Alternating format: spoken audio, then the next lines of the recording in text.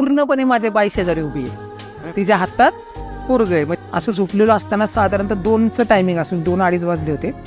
मी अचानक असं मला काहीतरी जाणवलं म्हणून मी ह्या साईडला करून डोळे उघडले तर मला खिडकीतून अशी सावली दिसली. सावली वाढत वाढत वाढत अशी वरपर्यंत गेले. म्हणजे मी उठलो, मला वाटलं की चोर आहे 100% खिडकीतून कोणतरी हे घेते की बघते की काही अंदाज घेते कोणतरी घरात. मग एकदम मी आत गेलो, स्टिक घेऊन आलो. त्यावेळी स्टंप वगैरे होती माझ्याकडं. आलो, गेट उघडलं, सगळं बाहेरनं सगळं बघून आलो. आणि त्यावेळी चोराचं होतं, पण चोरी घटना भरपूर घडायच्या त्यावेळेला.